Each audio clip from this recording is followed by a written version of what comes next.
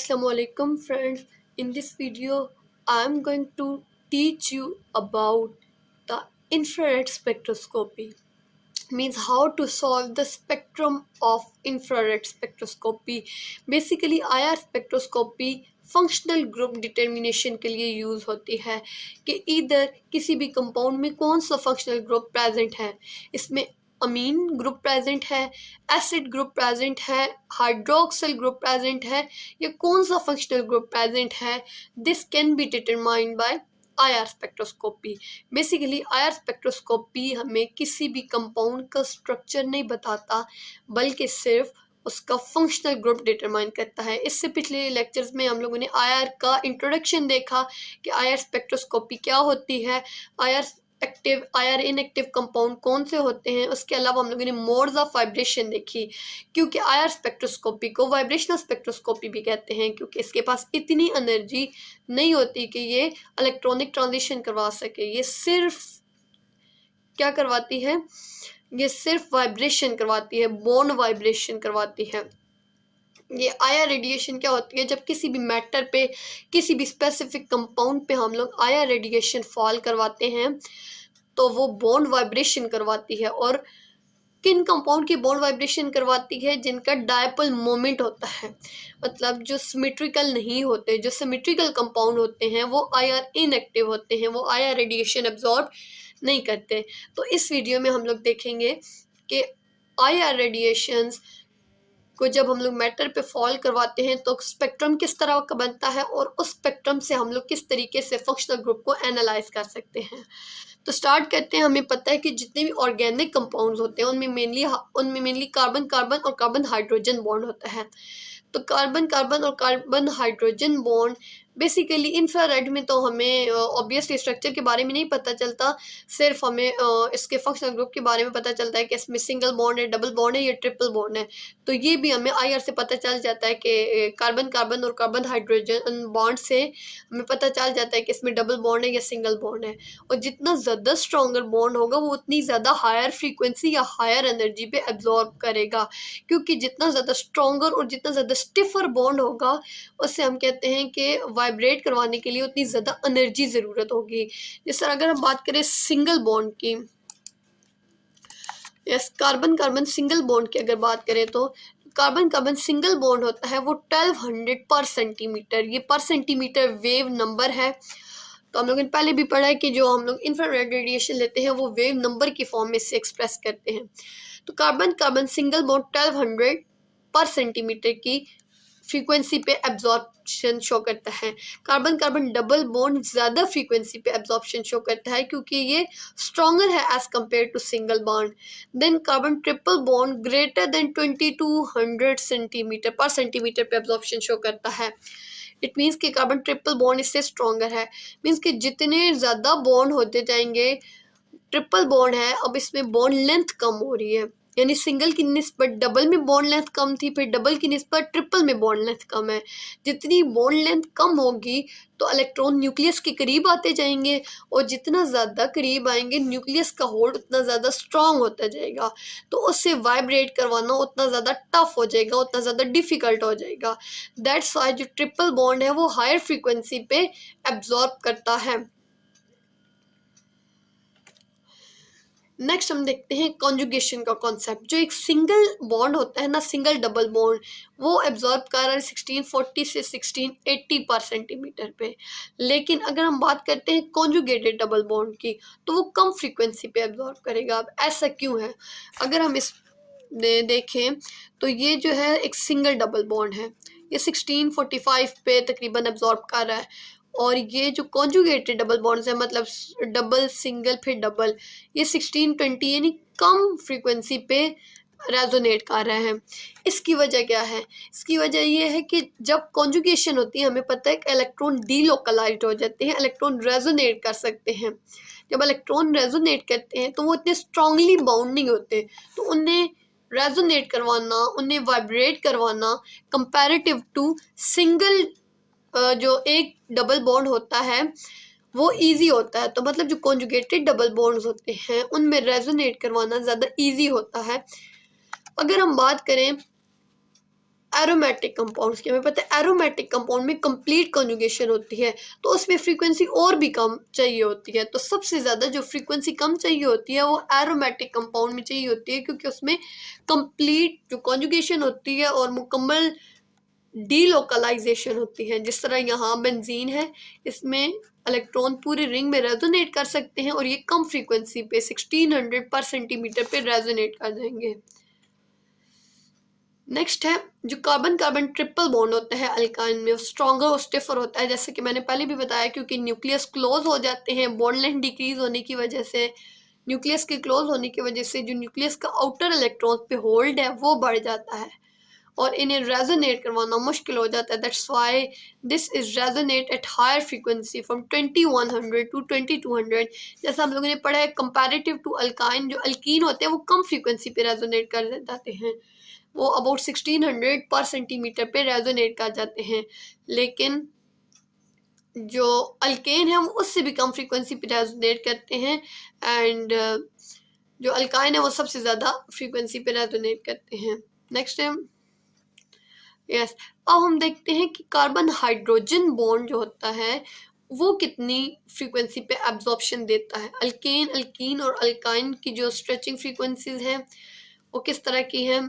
जिस तरह अगर हम देखें यहाँ सिंगल बॉन्ड ऑफ कार्बन और हाइड्रोजन का बॉन्ड है ना, अब ये कार्बन sp3 हाइब्रिडाइज है और इसमें 2800 से 3000 पर सेंटीमीटर पे ये देता है।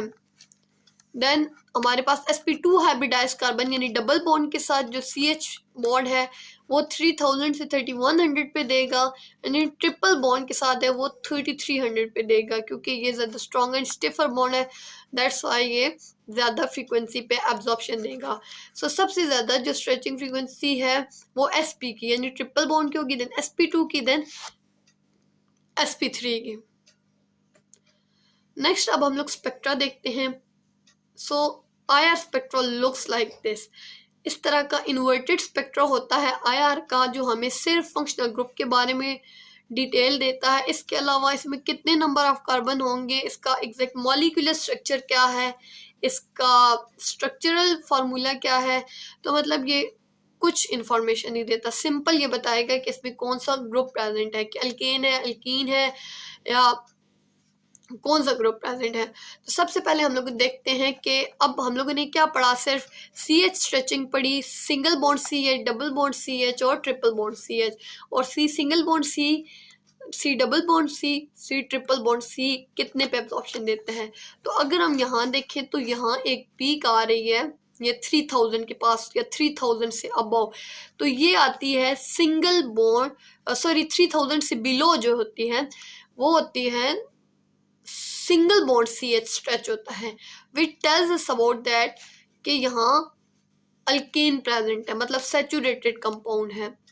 मतलब ये आपने नहीं देखना कि ये हेक्सेन है, मतलब 6 कार्बन है, ये कैसे पता चला, या कितने हाइड्रोजन है, ये नहीं, बस सिंपल यहाँ अल्केन है, कोई भी अल्केन हो सकता है।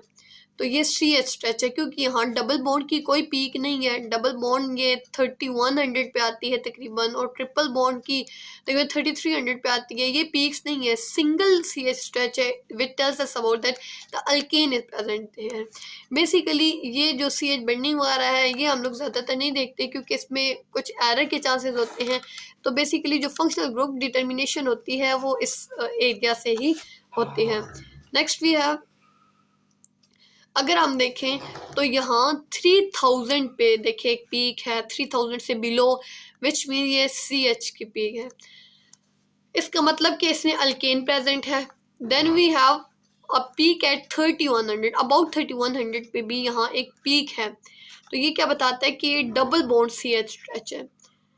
ये हमें बता रहा है कि यहाँ डबल बॉन्ड भी प्रेजेंट है, डबल बॉन्ड भी प्रेजेंट है और सिंगल बॉन्ड भी प्रेजेंट है, और साथ यहाँ एक स्ट्रॉन्ग पीक दे रहा है अबाउट 1600 से अबव, तकरीबन 1660 है। और हम लोगों ने पढ़ा था जो C डबल बॉन्ड C की पीक आती है वो 1660 या 1660 करीब करीब आती है, ये बता रहे 1642 पे आती है। तो इट मीन्स कि यहाँ हमारे पास क्या प्रेजेंट है, अल्कीन प्रेजेंट है। ओके, नेक्स्ट अल्काइन की, सॉरी यहाँ भी अल्कीन की प्रेजेंट है, एक सिस अल्कीन की। जहाँ पे एक 3100 पे पीक आ रही है डबल बॉन्ड CH स्ट्रेच और सिंगल पीक भी आ रही है, तो मतलब अल्केन भी प्रेजेंट होगा और साथ में एक स्ट्रॉन्ग पीक आ रही है 1660 पे, तो इसका मतलब यहाँ अल्कीन प्रेजेंट है।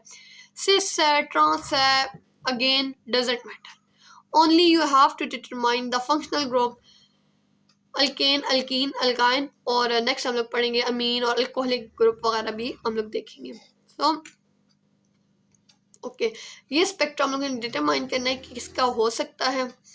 तो सबसे पहले अगर हम देखें तो हमारे पास आती है ये पीक आ रही है 3000 से बिलो पे। इट मीन्स कि यहाँ जो है CH स्ट्रेच है, सिंगल बॉन्ड CH स्ट्रेच है, यानी अल्केन प्रेजेंट है। ये सेकंड पीक है, ये आ रही है अबाउट 3100 पे, आई थिंक यस 3100 पे आ रही है, तो हम एज्यूम कर सकते हैं कि डबल बॉन्ड CH स्ट्रेच की पीक है। तो इसका मतलब ये डबल बॉन्ड भी प्रेजेंट है। और अगर हम और करें तो यहाँ एक 1600 से बिलो भी सॉरी अबव भी एक पीक आ रही है, 1660 के करीब करीब है, तो ये बताती है ये C डबल बॉन्ड C की पीक है। तो इट मीन्स कि यहाँ कौन सा ग्रुप प्रेजेंट है, यहाँ अल्कीन प्रेजेंट है, यानी अनसेचुरेटेड कंपाउंड अल्कीन प्रेजेंट है। नेक्स्ट क्या है, नेक्स्ट हमारे पास सिंपली स्ट्रेच आ रहा है, सिंगल बॉन्ड CH स्ट्रेच आ रहा है और डबल बॉन्ड CH स्ट्रेच नहीं आ रहा। 3100 पे कोई पीक नहीं है, 3300 पे कोई पीक नहीं है, कोई ट्रिपल बॉन्ड कोई डबल बॉन्ड नहीं है, सिंपल एक सिंगल बॉन्ड पे पीक आ रही है। और इधर अगर हम देखें तो 1660 पे भी कोई पीक नहीं आ रही और 2200 पे भी कोई अल्काइन की पीक नहीं आ रही। तो सिंपली हम लोग कह सकते हैं कि ये अल्केन है, क्योंकि 3000 पे मेन CH स्ट्रेच आ रहा है और उसके अलावा कोई इतनी खास पीक्स वगैरह नहीं आ रही हैं।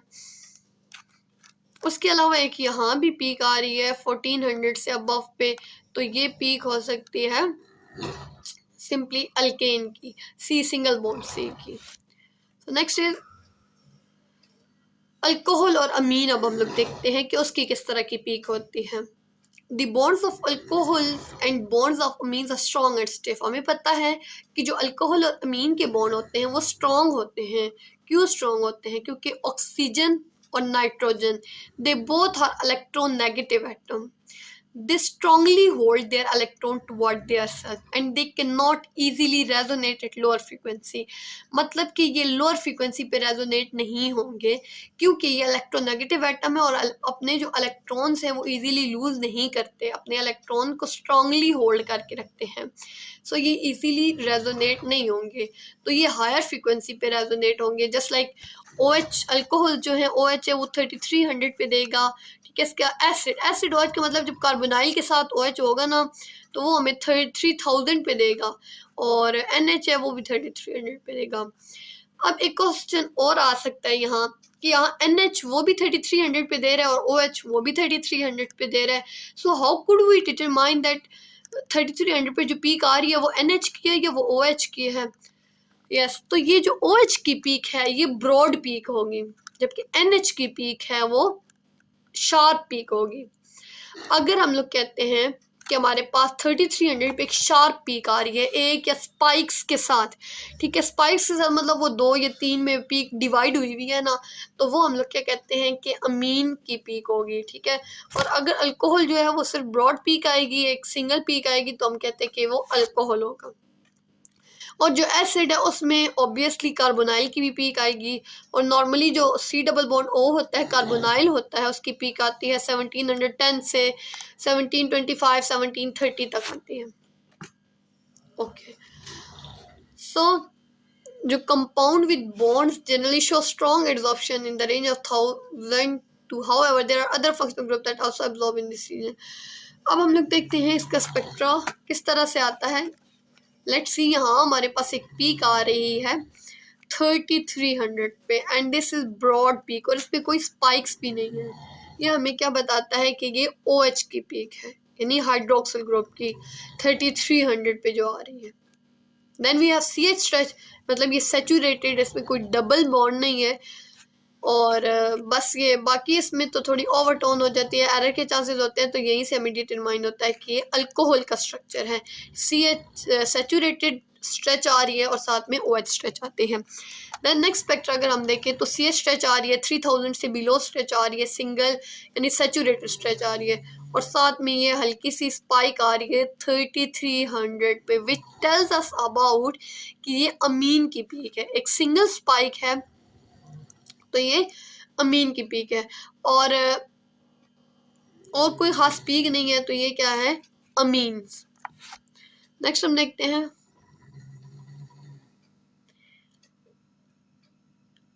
जो कीटोन, एल्डिहाइड और एसिड की पीक किस तरह देते हैं। हमें पता है इन तीनों में कार्बोनाइल ग्रुप होता है। तो जो कीटोन का कार्बोनाइल ग्रुप होता है वो 1710 सेंटीमीटर यानी 1710 पर सेंटीमीटर पे पीक देता है, जबकि जो एल्डिहाइड का ग्रुप होता है वो 1725 पर सेंटीमीटर पे पीक देता है। और इसमें जो सी एच स्ट्रेच होता है वो 2700 2800, जैसे हम लोगों ने पहले भी पढ़ा कि नॉर्मल जो सी एच स्ट्रेच होता है वो 3000 से बिलो देट है 2800 3000, और ये थोड़ी कम हो जाएगी क्योंकि इसकी कार्बोनाइल ग्रुप भी इसके साथ प्रेजेंट है, इलेक्ट्रोनेगेटिव एटम जो है वो प्रेजेंट है, तो इसका थोड़ा सा अफेक्ट पड़ेगा। Then we have acid. Acid का जो कार्बोनाइल ग्रुप है वो 1710 पे पीक देता है, और साथ में इधर OH की एक ब्रॉड पीक आएगी 2500 से 3000 पे। सो ये सारी जो एब्जॉर्प्शन वैल्यूज हैं कि कौन सा ग्रुप कितनी एब्जॉर्प्शन वैल्यू देता है, ये कितनी फ्रीक्वेंसी पे आया रेडिएशन को एब्जॉर्ब करता है, ये सारी आपको पता होनी चाहिए, तभी इस काबिल हो सकते हैं स्टूडेंट्स के स्पेक्ट्रस को देख के डिटरमाइन कर सकें कि किसी भी कंपाउंड में कौन सा फंक्शनल ग्रुप प्रेजेंट है। नेक्स्ट हमारे पास एक स्पेक्ट्रा है जिस तरह, अब ये 3000 पे पीक आ रही है 3000 से बिलो, विच सिंपली टेल्स अस के अल्केन है। 3000 के करीब या 3000 से बिलो जो भी आती है वो सी एच स्ट्रेच होती है। देन हमारे पास 1718 पे एक पीक आ रही है कार्बोनाइल ग्रुप की। कार्बोनाइल ग्रुप की पीक आ रही है, इट मीन्स कि ये सिंपली कीटोन है। ये हम लोगों ने पहले पढ़ा कि 1725 पे आती है, 17 18 17, मतलब हल्का फुल्का डेविएट हो सकता है क्योंकि कुछ ह्यूमन एरर्स भी होते हैं, परफॉर्मेंस में एरर हो सकता है, बट अबाउट 17 18 17 25 तक आएगी, तो ये कीटोन है। नेक्स्ट वी हैव, हम लोग देखते हैं यहाँ कार्बोनाइल की पीक है 1724 पे, और साथ में इसकी जो सी एच स्ट्रेच है वो 2700 पे आ रहा है। तो 2700 पे हम लोग 2700 2800 पे जो सी एच स्ट्रेच आता है वो क्या होता है, एल्डिहाइड होता है। बेसिकली ये जो सी एच स्ट्रेच है ये आ रहा है जो क्या बताता है कि ये एक एल्डिहाइड है। नेक्स्ट अगर हम देखें कार्बोक्सिलिक एसिड। कार्बोक्सिलिक एसिड, जैसे कि हमें पता है कि कार्बोनाइल के साथ OH हो तो कार्बोक्सिलिक एसिड होता है। उसमें क्या होता है, कार्बोनाइल की पीक होती है, स्ट्रॉन्ग पीक होती है, ये कार्बोनाइल की पीक जो 1711 पे आ रही है, और साथ में ये OH की जो पीक होती है बहुत ज़्यादा ब्रॉड होती है, 3300 से लेके 3000 तक जो पीक आती है वो हमें बताता है कि ये एसिड है। इसमें सारा CH रीजन भी कवर हो जाता है। जो एसिड की पीक होती है उसमें ये सारा CH रीजन, इसमें बहुत ब्रॉड पीक होती है, लेकिन जो अल्कोहल होता है वो सिंपली 3300 पे आती है, लेकिन ये 3000 तक पीक ब्रॉड हो रही है, तो ये एसिड है। नेक्स्ट अमीन्स कितने तरह के होते हैं, 3 तरह के अमीन होते हैं, हमें पता है, primary amine, secondary amine, tertiary amine. अब हमें कैसे पता चलेगा कौन सा अमीन है स्पेक्ट्रा से। बेसिकली जो प्राइमरी अमीन होता है, जिस तरह से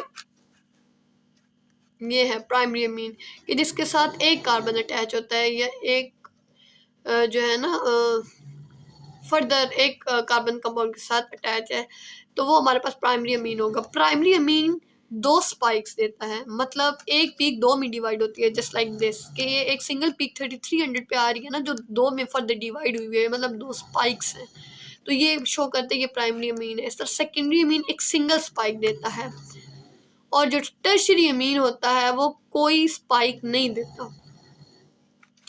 अगर कुछ भी प्रेजेंट नहीं है, इट मीन कि टर्शियरी अमीन प्रेजेंट होगा क्योंकि उसकी कोई स्पाइक नहीं होती, ठीक है। उसके अलावा ये सिंपली CH स्ट्रेच है जो एल्केन का है, ठीक है। और यहाँ कार्बोनाइल वगैरह की पीक है, तो ये बताता है कार्बोनाइल भी है और अमीन की भी पीक है, तो ये क्या बताता है कि ये अमाइड है। जब कार्बोनाइल के साथ NH2 होता है तो अमाइड होता है, जब सिंपल अल्केन के साथ NH2 होता है तो वो अमीन होता है। तो यहाँ कार्बोनाइल की भी पीक आ रही है विच टेल्स कि ये अमाइड है।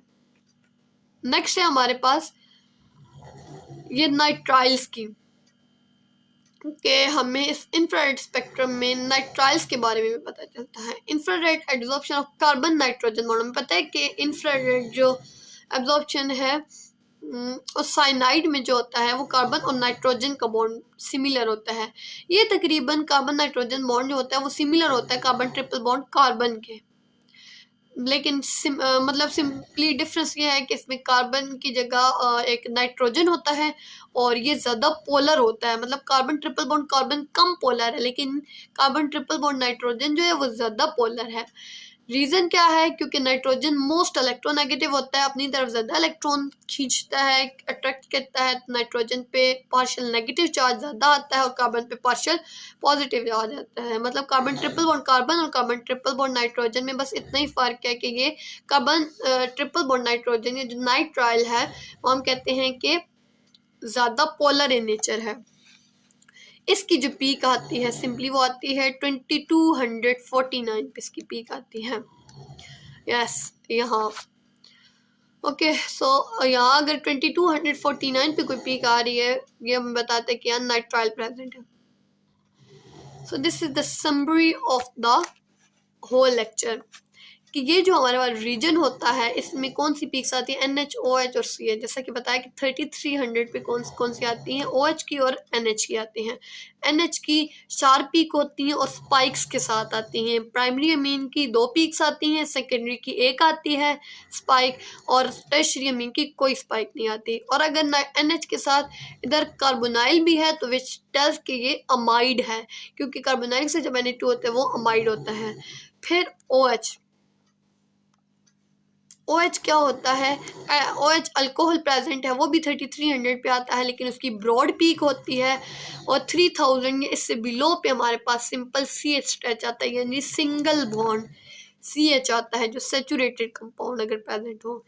Then we have this region, इस रीजन पे या तो कार्बन ट्रिपल बॉन्ड कार्बन आता है, क्योंकि ये दोनों बॉन्ड जो है वो बहुत ज़्यादा स्ट्रॉन्ग है, क्योंकि इनमें बॉन्ड लेंथ कम होती है जिसकी वजह से ये हायर फ्रीक्वेंसी पे रेजोनेट करते हैं। तो ये तकरीबन 2500 2000 के दरमियान आते हैं, 2200 पे आते हैं, ये 2300 पे, तो मतलब ये इस रीजन में आते हैं। ये तकरीबन सेम है, बस ये जो कार्बन नाइट्रोजन है ये जो है ज़्यादा पोलर है as compare to carbon carbon.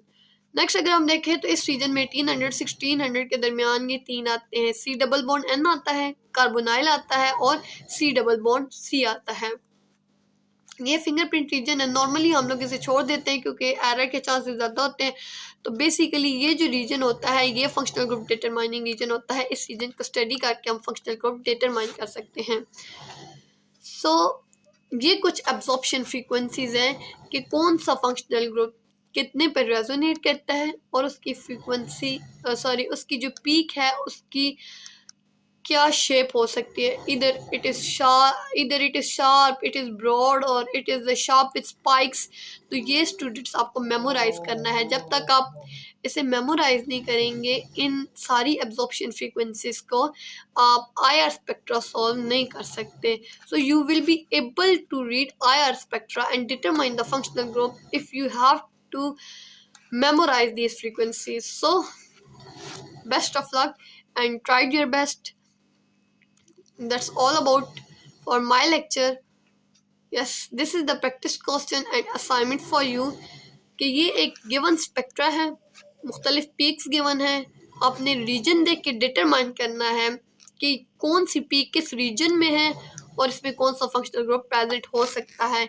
इधर it is ester, amide, nitrile, alkyne और कॉन्जुगेटेड कीटोन।